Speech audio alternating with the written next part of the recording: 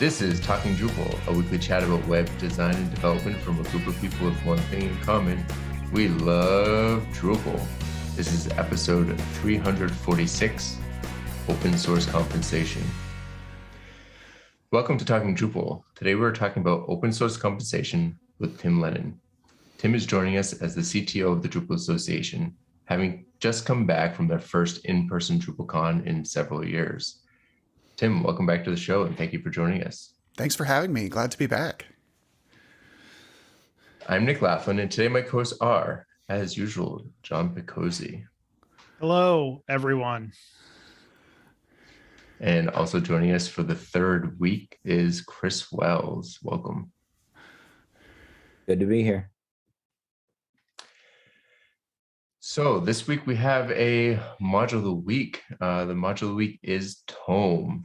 And when I say module of the week, I should say a group of modules, because I think there's 5 or 6 modules associated with it that you kind of have to use. We did have an episode about this that'll be in the show notes a couple of years ago with the maintainer, Sam Mortensen. But Tome is essentially a static site generator for Drupal 8 and Drupal 9. I wanted to kind of highlight this module because I started using it last week. I decided it was time to rebuild my site. I got inspired by the project that I've been working on that I've mentioned a couple of times that's using some native web components. And I wanted to test some things like actually integrating them with the Drupal site and a Drupal theme. I had some theories about that, and they bore out. But basically, I thought, hey, a native web component is just HTML. So the twig portion of the Drupal theme can just be the native web component HTML and passing the attributes in that you need to pass in. So it makes that integration very, very easy. On the flip side, I didn't want to like rebuild the site and then have to go through the rigmarole of hosting it, because, you know, I didn't want to maintain my own server, but I also, didn't want to really go on because I could do it statically. I didn't want to have like a full blown like Drupal installation.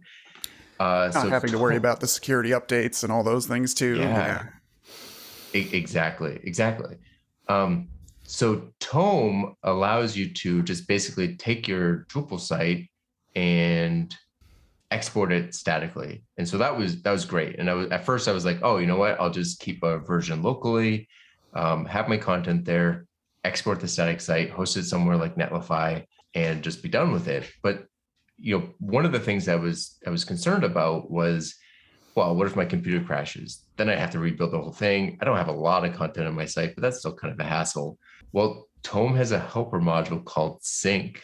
I don't know if you guys know about this, but it allows you to export your content statically as well and commit that. So now you have your content and your configuration exported in your Git repo. So you can basically pull down your repository.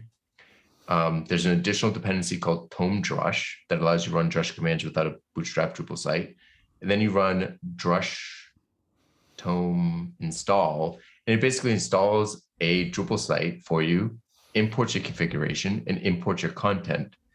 So you don't have to have a local copy of your site even running. Like, it's just when you want to change something, you pull down the repo, turn it on, change the content, export it, and then do a deploy. So I have to say, I'm extremely impressed with how this works. I did run into a couple of issues. One issue is I accidentally exported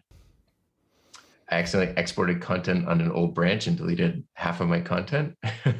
Whoops. But because it's in Git, I literally just went back to the other commit, imported, and then my content was back. Like, it was so easy. And then the other issue, and this isn't a Tome issue per se, I did try using Layout Builder just to kind of give it a chance on my site and see how it would work. And I didn't see it documented super well, but I found an issue in the issue queue about it. But basically, because Layout Builder the way that Layout Builder stores the content in the database, Tome doesn't really have a way to export that content and store it. Like it can't, it's already serialized, so it can't really serialize it again. Interesting. So I spent about an hour trying to figure out why things just suddenly weren't working when I installed that. But once I got rid of that, it took me, I'm using the Olive Arrow theme, and I'm then exporting 4 or 5 native web components that I'm using for different parts of my site. But all told, it took me, 4 or 5 hours to get up to speed. So it was pretty straightforward. Very, very impressed with that module. Okay, so let's move on to our primary topic. So Tim, before we get started, can you tell us how DrupalCon was for you? It was awesome. It was just fantastic. I have to admit that as at the Drupal Association, we were certainly nervous coming back to an in-person event for the first time in terms of all sorts of things like COVID safety policies, things like what the attendance would be, things like would there be sponsor satisfaction? Do we even remember everything we need to do an in-person conference? Because it's been long enough that it's just been a while. So, Monday morning, I'm getting in there early, watching people trickle in and wondering, oh gosh, is it going to happen? And then I think by the time the exhibit hall opened up, it felt like DrupalCon. It felt like everyone was there. It really, really felt like a reunion and a homecoming. It was just a really good experience, and I kept seeing so many people, old friends. I think I said this before the main stage keynote that, everyone in attendance, right? All of us, we are low on social stamina. It's been a long time. We get tired out pretty easy, and the speakers more so than everyone. And, we had to support each other and give ourselves some slack. But actually, I found it kind of surprisingly energizing to be around the community again after the initial, oh my gosh, we're up on stage kind of moment, and talking to folks. So yeah, I don't know. It was really good, I thought. Interesting. I forgot that how much you talk during a DrupalCon, like with all these people, and like by day 2, I was like, my throat feels a little raspy. I was like all concerned, and then I was like, wait a second, I just spent all day talking to people and like in places where like you have to talk like above like your Zoom voice, above the background noise. Yeah, exactly. So let's move on to talking about open source compensation. So the idea for the show came from a suggestion from a listener. They forwarded on a TechCrunch article. The link is in the show notes for those that want to read that. The gist of the article was about open source devs working for free with major companies and organizations using their contributions and not contributing to the project or developer. I'm wondering if you could share, your general thoughts on this with us, and if you think this impacts or applies to the Drupal community. Yeah, it's a good question, and it's a topic that's pretty dear to my heart since it's an area of understanding compensation and who supports Drupal has been on my mind for years now, sort of working together with Dries. But in general, I think there's an interesting, almost a paradox of open source about the openness of the community and the ability for anyone to become involved, anyone to step up and contribute, and then beyond that to step up and become a leader in a community. But at the same time, the only people who have the privilege or capacity to do that being those who can otherwise support themselves, otherwise have a good day job, have the free time to come in and become part of an open source community, at least in sort of the traditional model. And that's contributed to a lot of things. It's contributed to a lack of diversity in the open source community compared even to tech as a whole in general. It's contributed to a lot of burnout among the people who are there. And it's also contributed to, sort of another sort of strange, almost kind of a behavioral paradox of the people who are there, not necessarily the people who are able to contribute and who are there feeling a sort of proprietary sense of ownership that's not totally incompatible with open source, but of a, hey, I've martyred myself for this project, and it becoming a level of emotional investment that is sometimes really, really difficult. Those are the risks and the potential downsides of how open source has traditionally worked. But I think on the upside, we're getting more and more recognition of what people are contributing and of what it takes and how to make it a sustainable model and how to make it a model that's not just for the people who can afford to do it. And so, we're starting to see that in the Drupal community, especially. We really do see a lot of sponsored support for contribution. If we look at Dries' last article on the topic from the blog post is titled "Who Sponsors Drupal Development?" It's the 2020 to 2021 edition. It's like about 70% of all registered contribution in the Drupal community is sponsored. And the next 10% or 12% on top of that is a combination of sponsored and volunteer. And so it's really the only the last 15% that's totally sort of unsupported, which I think is really interesting and is a really powerful stat in the Drupal community. So yeah, it's a challenging problem space, not even mentioning the technical challenges. I'm curious, do you think that is unique to the Drupal community, that kind of numbers or that kind of shift? That's a very good question. And I wish, I think it is probably not totally unique, but I think the Drupal community may be doing better on this front in terms of the number of supported, sponsored contributors than others. But truthfully, we need more data. We're one of very few communities that even tracks sponsored versus volunteer contributions. And we've been doing it since 2015, 2016. So we actually have a fairly reliable source of data. I think yeah. Oh, sorry. I was just saying, I think it's also partly like people don't, when you're not tracking that, people don't realize that. I think even some of the 15% that's unattributed, people that just haven't filled out that form on their Drupal.org profile. Because the truth is, a lot of times if people are working on stuff or working on tickets, that's an open source contribution. And many times they're doing it for a client. So that's even if that's not directly sponsored, like, the client or their agency hasn't said like, you're spending this time on Drupal, they're still contributing back to Drupal and they're being paid to do it. Yeah. And I think you're right. A lot of people that in other communities, they're working on stuff because it's part of their day job. But yeah. And it's a mix. It's not guaranteed, right? And it also depends a little bit, I think, on sort of the current maturity or market position of the open source project, right? So it's relatively easy in a mature open source project like Drupal to do Drupal for your day job, right? That's something that's like actually relatively possible to do. But there are kinds of open source projects that are out there that are like, they're such small components or they're sort of basic infrastructural stuff. And like, you don't do open source consulting on curl for a day job, right? Like, it's not the kind of thing that you do. And so that plays in as well as to whether or not some of these things are supported, I think.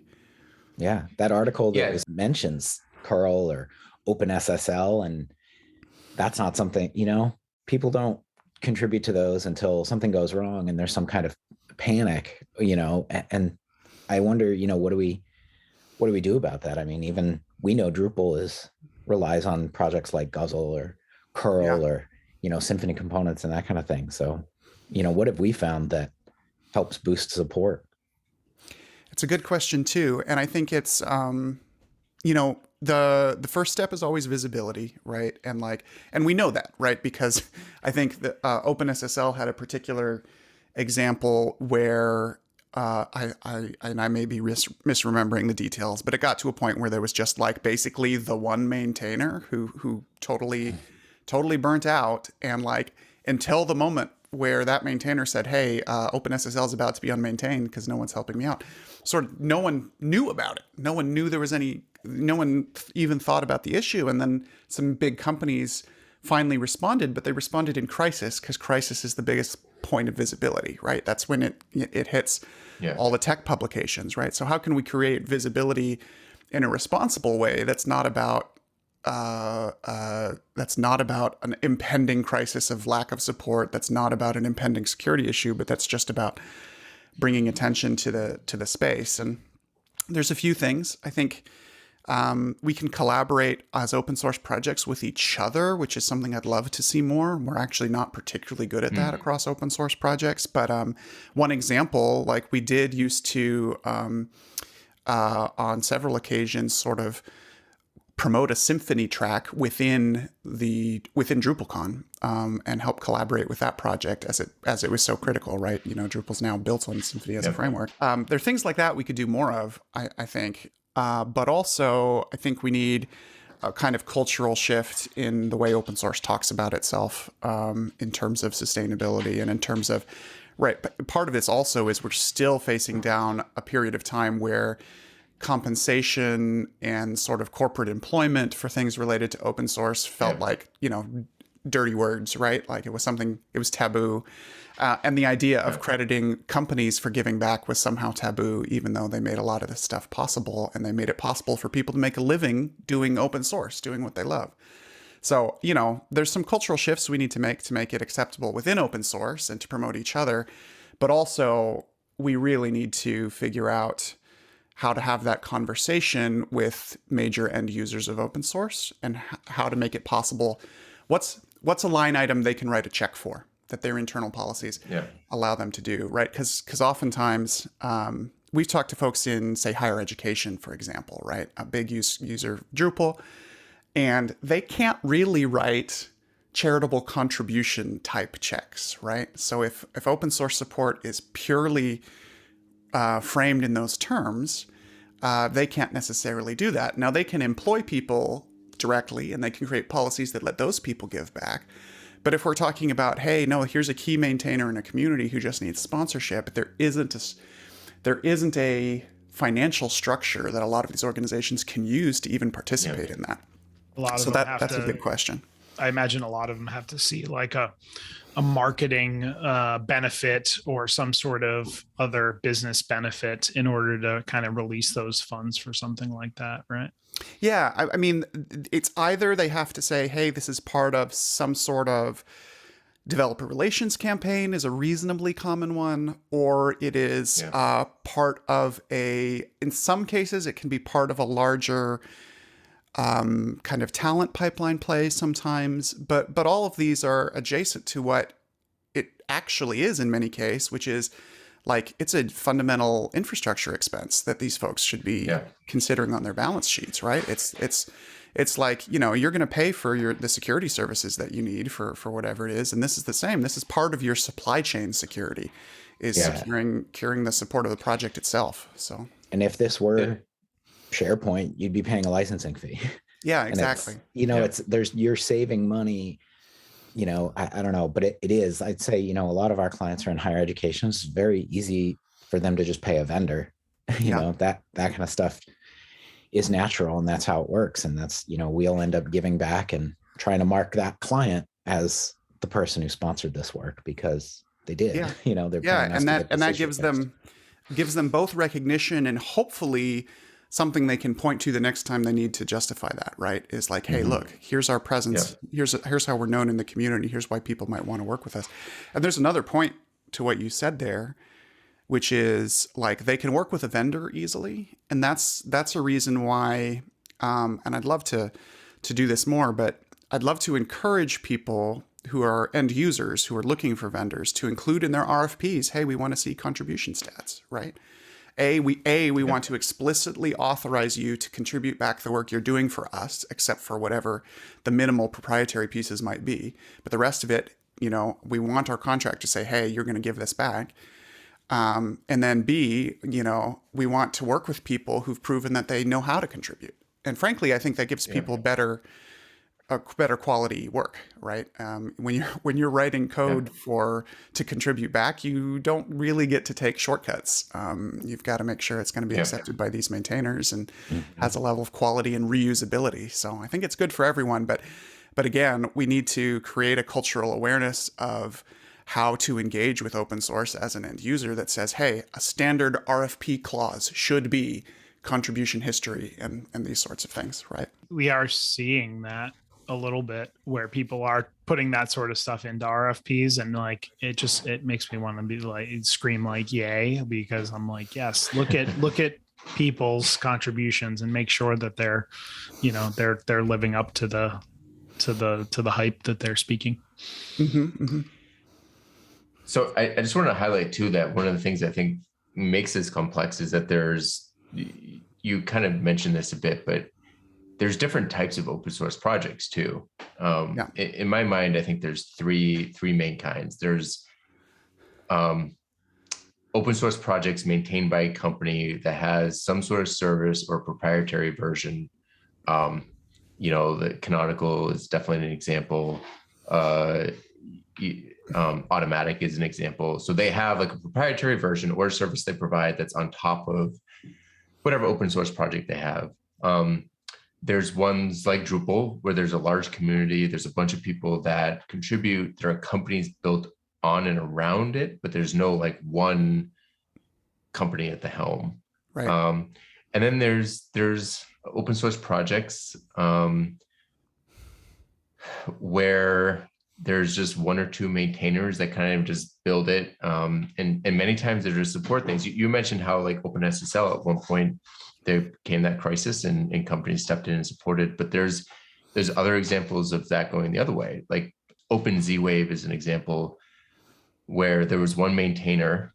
It was kind of a pet project for the guy. He maintained it for, I think, 10 or 15 years. And then 2 years ago, contributions just stopped.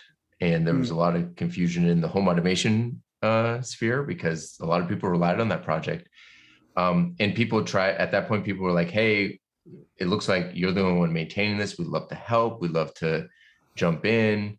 And long story short, it turns out that the guy basically had a really complex deployment and development cycle. His laptop was fried. His server was fried from lightning strike, and he just was not able to recover, and so the community and the solution in that case, the community basically just said, okay, we need to modernize this and build a new OpenZWave project. And they built it on Node.js, and that's, thriving and is much more maintainable and sustainable because now there's, tons of contributors.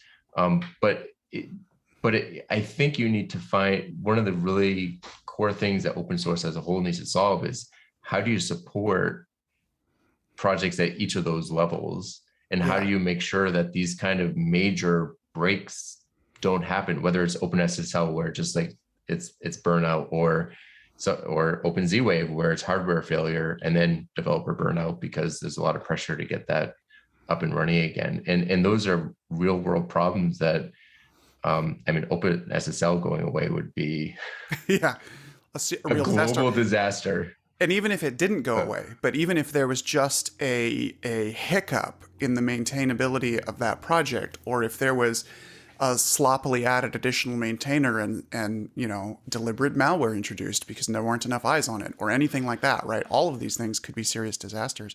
But I mean, to speak to your three categories again, and I think, we can rely on the folks who are centralized open source alongside a commercial entity, right? And they have their enterprise versions or whatever.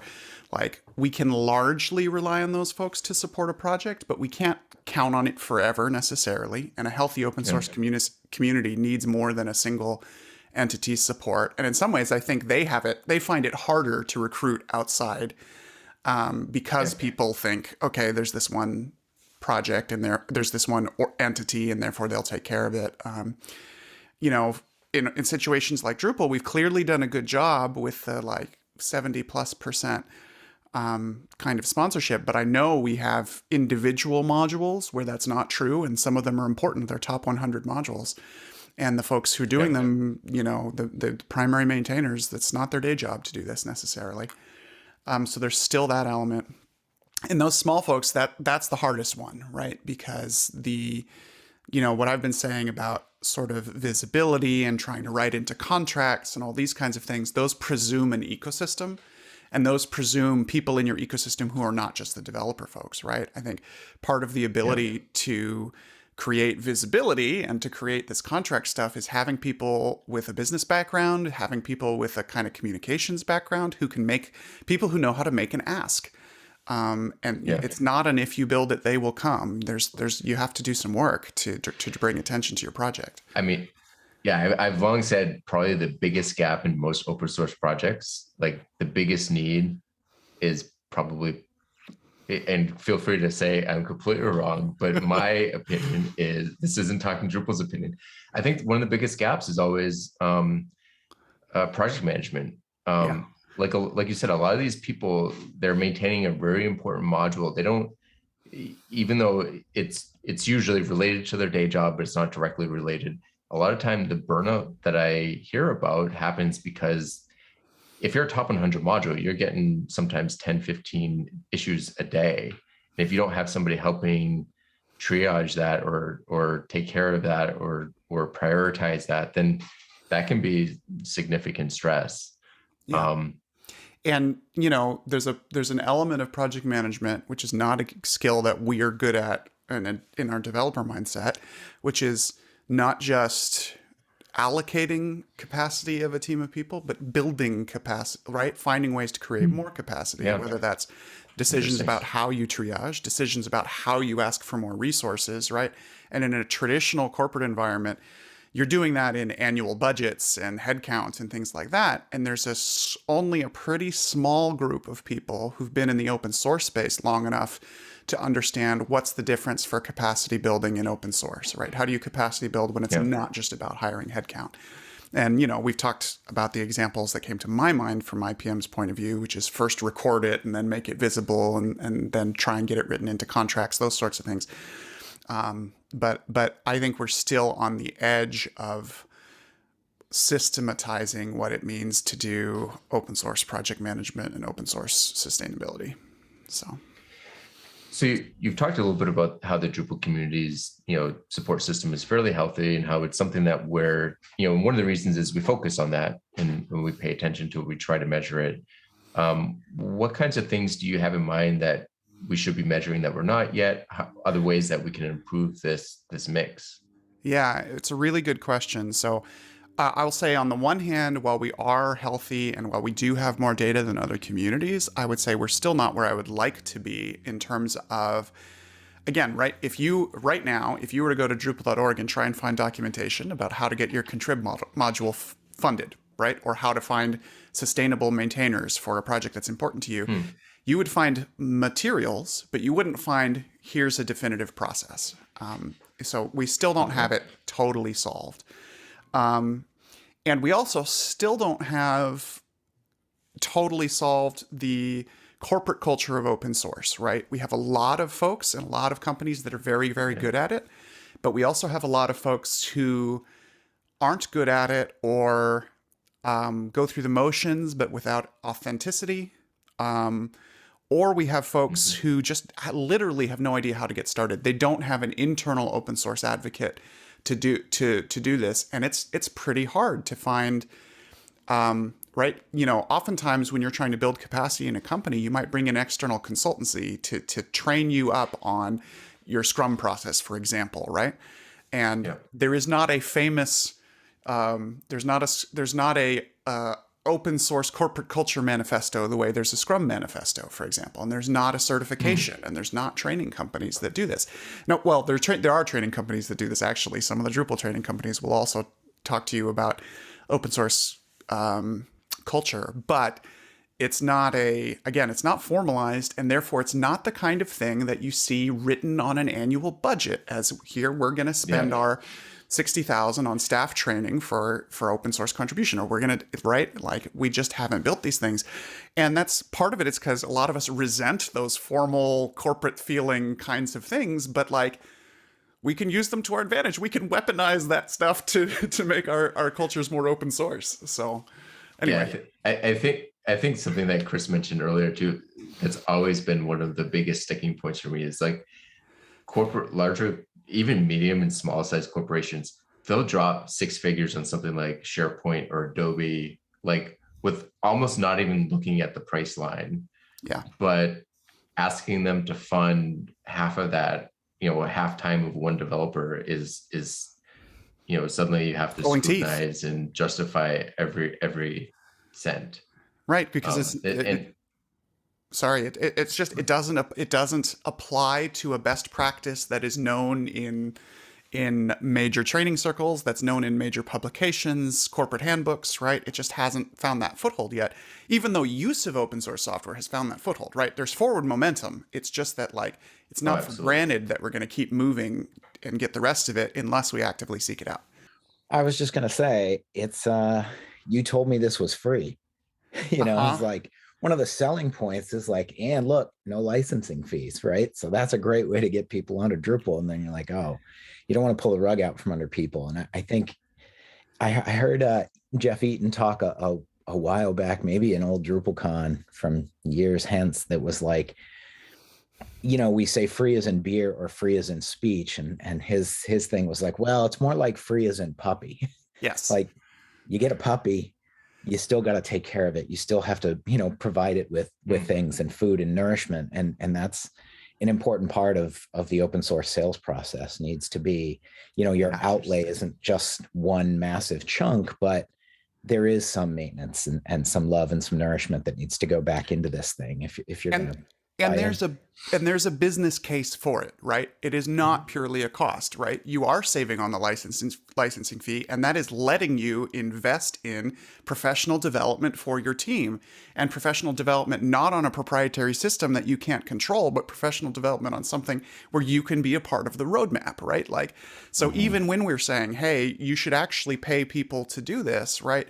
It's still not just, this is what you're paying in lieu of licensing fees. It's that because you're not paying the licensing fees, you have the opportunity to invest on a deeper level, right? You get to move that to somewhere that gives you a team with expertise and control over the project you're using. So anyway, yeah. It's also so like a pay to, like a pay for customization approach too, right? A little bit, yeah. Ultimately, like, you're not paying the licensing fees. Like, hey, licensing fees go to a company, and if something gets on the company's roadmap, they build it in, right? You're paying like, hey, I want my team to work on this feature, so I'm going to pay for them to do it. And, ideally, if it's a great feature that other people could use, you open source it and provide it back to the community. One question I have, and this is based on somebody mentioning something about this at DrupalCon. So I wanted to get your thoughts on it, Tim. Feel free to not answer the question if you don't want to. No worries. But I'm wondering, like, what your feeling is on like a Drupal, like, pay to play ecosystem where people pay for pro versions of modules, or people pay for like really elaborate, pro versions of themes. And I think as a community, we've always tried to avoid that maybe a little bit. And I'm just wondering let me, can I modify that question slightly? Because oh yeah, sure. Feel free to update my question code.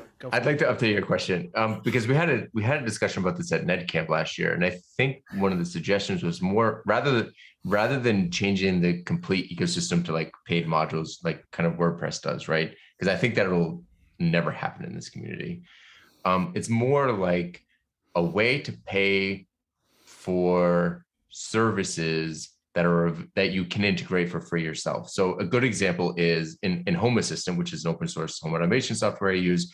You can integrate with like the Google one, the Amazon one, and the Apple one, and there's documentation to do that, but you have to basically set up a Lambda yourself and like figure out how to do that.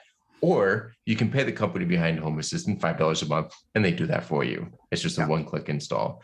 And I think the example that was used during NetCamp was like, for example, Project Browser with automatic updates. Like, you can, if we get automatic updates into core, it's something that you could turn on and configure. You have some place to point at, but maybe there's a $5, $10, $20 a month service you can do that just kind of, it's a one-click thing and it just works. And it funds infrastructure development, maybe, like who knows, whatever it funds. But you just turned my question into like .NET. Yeah. So yeah, you can answer John's question, but the reason why I want to modify it is because we also had this discussion at NetCamp. We've had this discussion ongoing, but it's like, I think the community would, and there was a lot of, well, here, John, I've lost the thread. What was the original question? Oh man, the original question going back was like, is there an ecosystem in Drupal where people pay for pro versions of modules or themes? Like, is that somewhere we should go? I have multiple answers to this question because I think there's multiple layers.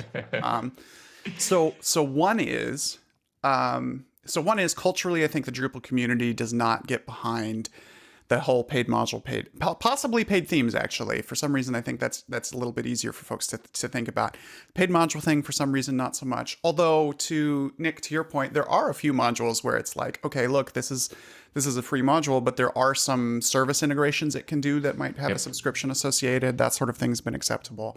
But in general, culturally, the like, pay for this one package kind of thing, this mix and match thing. Again, very common in WordPress plugins and things like that. I just don't think, A, we sort of culturally fit, and B, I'm not sure it fits our use case, right? Like, we are a little bit less of the, oh gosh, I'm going to pay for 6 modules and spin up this small site as an individual end user, and maybe Project Browser and automatic updates will change how people are building Drupal sites. But it's usually our deployments are bigger, and they usually have some level of custom configuration and other things where it doesn't seem like that same one-to-one relationship between I'll throw a couple bucks for one module would really particularly work out. I mean, people in theory, people can try this. They can already technically do this on third-party places, right? The GPL doesn't restrict this, but it's never taken off. The other thing though is, I'm not sure it solves the or not all the problems that we're talking about today, right? Because again, right, does this solve your curl equivalents or your OpenSSL equivalents? Is that the kind of thing where, like, there's some fundamental tech stuff that's super crucial, but isn't, and is a common dependency maybe, but isn't exactly the shiny feature you click buy now on or add to cart on, right? And those are the projects that we're often most worried about, is the ones in that category. And also, even if they are pay to play, what's the percentage of those that are actually enough to support a full-time maintainer, right? Like, it's probably relatively low. It doesn't hurt, right? People, the sort of GitHub sponsors or Patreon or Open Collective models, I think, are all good things to help support a relationship where you're deliberately giving back to maintainers. But I don't think it's the sort of final solution, the same way that I think, we need to go where the bulk of the money is, and that the bulk of this is in the end user organizations building these projects. And that's where the cultural integration needs to be. And I don't think, right, you don't get big universities or governments buying small little modules in a scale enough to make this work. So, I mean, it could be both. It could be all these things, but I tend to agree. I tend to agree with you. I tend to agree with you that the power of the Drupal community, in my opinion, is it's free and openness, right? You're paying for expertise and you're paying for feature enhancements, as opposed to like paying to build your just to put the pieces, just to put the Legos together. Yeah, exactly. Yeah, I love that analogy. By the way, it's interesting to me too, because when you're thinking about it, part of it is bargaining, right? If I have a contract with the government and I'm trying to convince them to change their stance on open source, that's not going to happen. But if the Drupal Association is coming to them saying, look, we're trying to make this more maintainable, where we have these 300 agencies behind us, 1,000 agencies behind us, whatever, we'd like to have a discussion about open source and contribution, you're much more likely to make that. And I think we need to normalize passing on those types of things, because again, we've brought up curl a couple of times. Like, again, curl is maintained mainly by one person, right? So again, it's very difficult for him to go somewhere and say, hey, we need to I need support. But Drupal relies on curl, Linux relies on curl, like so many things rely on curl that some allocation should be made towards maintaining that, whether it's time or resources or infrastructure. And actually, I was just going to say, related to what you just said, it's a good reminder also that we now live in a dependency management world, right? Where even if we had a perfect solution for all of the Drupal ecosystem, the Drupal modules themselves would have third-party dependencies on perhaps curl or other things where this problem would still get deferred to other parts of open source at large, right? It's a good reminder. It's like the Drupal community needs a like get off the island fund that they can go like give money to other projects if need be. Well, and that's the thing, because or the part of the point of open source, right, is that we're always a multiplier for the like expertise or the ambitions of the community that we can build, right? We exist because you couldn't just fund Drupal out of the blue and say, we're going to build a Drupal from scratch. It took 20 years and thousands of developers' expertise, and nobody could have afforded to do that. And nevertheless, the fact that we did it for less than its worth, in scare quotes, right, for less than its value, is what enabled all of us to get value from it and to create additional value further. And we can't change open source to not be that way. Like, that's the reason it can scale, is because there's these investments that get made not at full value. That's always going to be part of the story, but there needs to be a way to make sure that it, again, achieves the sustainability, not a like one-to-one correspondence with what this could have cost on a proprietary level. So, yeah, the dependency management, the interdependent web of all this stuff, it's super important. You know, I think about Randy and what he's doing with DDev. You know, he has it written in that of all the money that he takes in, 10% has to go upstream to somewhere else to support that. Yeah. And I think about sometimes I think about it as this interdependent web, and sometimes I think of it as this Jenga tower. And I think about things like LeftPad, where the whole thing can come tumbling down. And I don't think we've seen a lot of this in the Drupal community where, you know, I hate to say it, but someone, you know, has a little bit of a tantrum and takes their ball and bat and they go home so no one else can play. But I mean, this does happen. And I don't know, is there any, how do you think we combat this kind of, so, you know, I think it starts with burnout, but you know, how do we get around the sort of long-term sustainability of this stuff? Right. So, you know, when it comes to people who will choose,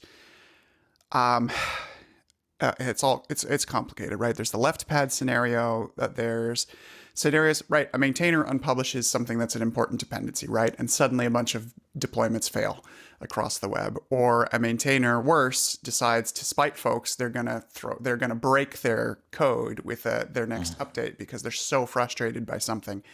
Or they have what are perhaps good intentions but misplaced, where a project will say, gosh, I'm going to put malicious code that will delete all the software if I detect that it's running on a Russian IP address, which was a recent example, right? Like this kind of thing, which is probably just as much hurting anti-war activists and regular civilians as it's hurting anyone. So like there's these things that people do, and there's not an easy solution, right? Like it's never a good idea to turn your project into malware. It's never a good idea to become a supply chain attack by making it unavailable, right? So what else can you do to get attention? First of all, it needs to be culturally acceptable to make asks for support, and perhaps to do it within your code in some way, right? Hopefully in an unintrusive way that doesn't go to the end users, but somewhere in the admin, right? I remember when the web form module did something like this, and there was a whole brouhaha about it.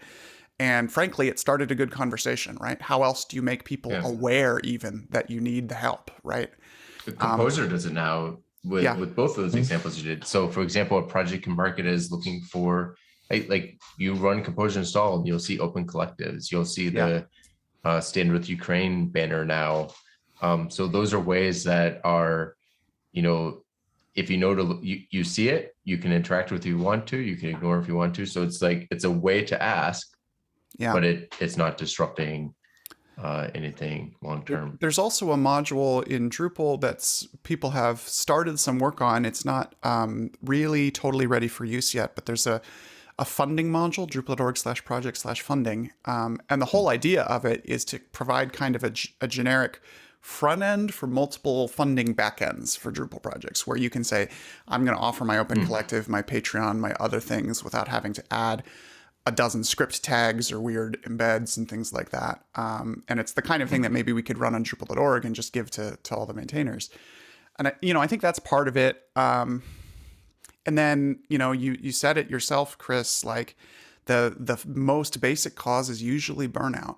And if we can help to solve for burnout, right, that doesn't help us after we've hit that point.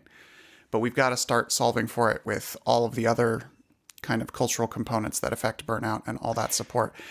And I do want to say, by the way, like we're talking about challenging things and what can appear to be a really tough problem, right? Like getting a government to say, hey, we require contributions from our vendors, right? That seems tough, but we've totally had success, right? There are government entities in India that have asked me to look at an RFP and say, are we asking for the right contract provisions for contribution? I believe it was Madrid in a recent thing did that. The European Commission has done that. They came to us as well and asked about these sorts of things. And they also have kind of by legislation requirements to use open source and a whole sustainability office. So there is some success happening, but we got to talk about it more. And again, like create some standards about it almost, or at least some like share best practices so that everybody doesn't feel like they're reinventing it when they want to try and integrate it into their process. So really wonderful to hear. Yeah, that is great to hear. You know, I want to, in our last section here, shift focus a little bit. And I think, if I'm not mistaken, I think Dries talked about makers and takers at one point in the past. And this question actually came up as the Q&A to my DrupalCon talk about non-code contribution. Somebody in the audience had asked about boosting support for open source contrib at the C level of leadership. And this person was trying to figure out how they could kind of like talk to their CEO or leadership about the importance of giving back. And Tim, I was just wondering if you had any suggestions on how, you know, somebody in like a developer role or a developer advocacy role kind of gets up to the C level and illustrates the importance of contributing back to open source projects. Yeah, it's a really good question. And it's another one of these where the best answer would be, well, here's this book deliberately for C-level execs that says, here's why you should do open source. And maybe I need to write that book. And the best answer might be, you know, here's this consultant you've heard of, and here's this Harvard Business Review article on why. Those are things we need to build. The people who are already in these levels of leadership and get it need to start writing those things, reaching out to publications and saying, would you publish this story, right? We need to start there to give developer advocates and insiders the tools. Because one of the things, and not to sound jaded about it, but one of the things that's difficult for internal advocates is being able to speak with authority to people at a C-suite level. And everybody's kind of heard the almost joke that you hire a consultant so they can tell your boss what you already know, right? And in some cases, that's what you need that ability to appeal to an external authority to help you out. And that can be studies, that can be articles, that can be calling me up at the DA and saying, hey, would you join a meeting with my boss? That could certainly help. Of course, there's things you can do entirely on your own, and that is understanding a business case. And I know that is not the kind of thing we often want to talk about, but you need to talk about how it will improve professional development for your teams, how it will build your reputation for expertise among your market, right? How it gives you a competitive differentiation from others, right? All of these things are true, and we shy away from them because we want people to do it just because they care. And that's great. They should care. But it's not the only reason. And if you need to convince someone, give them all of the reasons, right? Not just the one. It's funny. It's funny. I often think that, like, in my head, I'm like, we should just be good people and do what's right. And that should like guide us through all of our business decisions. And that's not always the case. Right.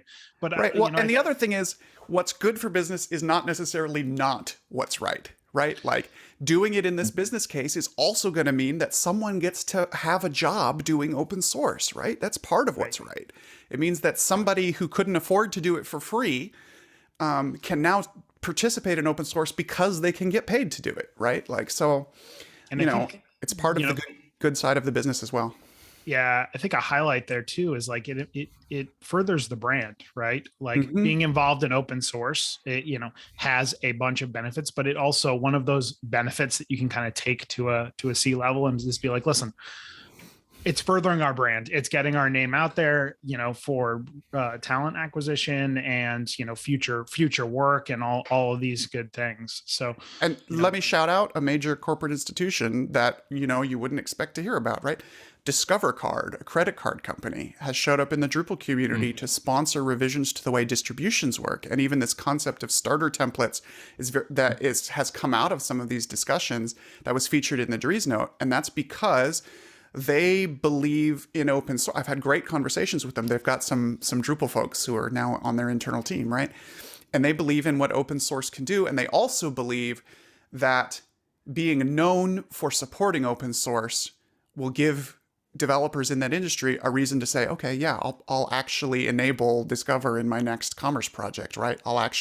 This is a company that supports us, and, you know, I wouldn't even think about them otherwise, because they're just too big and they're part of the background noise. And now it's like, oh wait, but they're the payment provider that actually cared about open source, right? they had a table at they had a booth at DrupalCon, and people like, they were a few down from the EPAM booth, and people would walk by and be like, Discover, like, why are you guys here?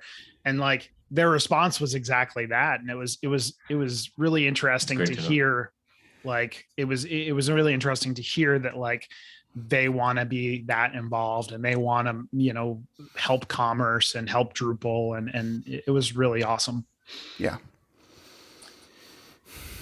Okay, as we come to a close, I guess I got a couple final questions. What are some great ways that you've seen people compensated for the contributions? That's a good question. I mean, the biggest one is a job, of course. Like, I feel like that's like, when it comes down to it, when we talk about sustainability, we mean people need to make a living, and we can split all sorts of hairs about the other kinds of support that are provided, which are all good things. But in the end, we want people to be able to make a living doing open source. And, you know, I have been fortunate enough to see a lot of people. I mean, the whole Drupal community has been able to observe it going from, you know, from everybody's garages and basements to being able to start making a living with what they do. And just seeing that expand. I will add, though, that I've definitely seen people achieve, like, being asked to be like leaders within their communities based on the visibility of that, or I even asked to be leaders within other communities based on the visibility of their contributions. And right, that's not a direct form of compensation necessarily, but it is a kind of growth path and a form of recognition that I also think is really important. So. Okay, and last question before we close out. What are you most excited about that you're working on right now at the Drupal Association? Oh my gosh. We're working on tons of things. So I would refer folks to the Drupal Association YouTube channel and our Drupal.org panel from DrupalCon last week. The biggest thing is probably the Gitlab Acceleration, which is something we've talked about on the podcast before. Yep. At the moment, we're right in the middle of transitioning the CI system from Drupal CI to GitLab CI, which is complicated. There's things to solve to make sure that people actually stay up to date with testing against the most recent versions. I think that's going to be a really, really big thing for the project. And I also think it's going to be a big thing for us at the DA, because once we've sort of finished a transition period, we will be less focused specifically on that part of the collaboration tools. And maybe we can do more cool things with the way the contribution credit system works, or some of the things that are more specific to the Drupal community. Awesome. Well, Tim, thank you for joining us. It's always a pleasure. And this is a really important topic that we've been talking about for the last couple of years. Yeah, I think my key takeaway here is how many times Tim said the word culture. It's so important that culturally we're doing things that are acceptable. And I think our community does a very good job at about, you know, making people aware of burnout and making it okay to do X or Y or Z. You know, I went to the meditation on the last day of DrupalCon. That was important for me because I was working so hard on my getting my project browser stuff over to GitLab CI. But I think that's really important, and it's a bigger topic in and of itself, is, getting in and getting the culture to shift and to, get pointed in the right direction. But that's a great way to be thinking about it. Cool. Do you have questions or feedback? Reach out to Talking Drupal on Twitter with the handle Talking Drupal, or via email at show@talkingdrupal.com. You can connect with our hosts, other listeners on Drupal Slack in the Talking Drupal channel. If you're interested in show news, upcoming Drupal camps, local meetups, and Chad's book corner, sign up for our newsletter at talkingdrupal.com/newsletter. And you can always promote your Drupal community event on Talking Drupal. You can learn more at talkingdrupal.com/TD promo. Thank you, patrons, for supporting Talking Drupal. Your support is greatly appreciated. You can learn more about becoming a patron at talkingdrupal.com and clicking that Become a Patron button in the sidebar. And Tim, if our listeners want to get in touch with you, what would be the best way? You can reach out to me. I'm Hestenet on Drupal Slack, tim@association.drupal.org. And of course, you can find me on the contact page of drupal.org as well. And Chris, how about you? I'm Chris from Redfin on just about all the things, or come find me in the project-browser channel on Drupal Slack. And John, how about you? I'm John Picozzi on all the major social networks and Drupal.org. And you can find out about EPAM at epam.com. And you can find me pretty much everywhere at Nixman, NSCXVAN. And if you've enjoyed listening, we've enjoyed talking. Have a good one, everyone. See you guys next week. Thanks.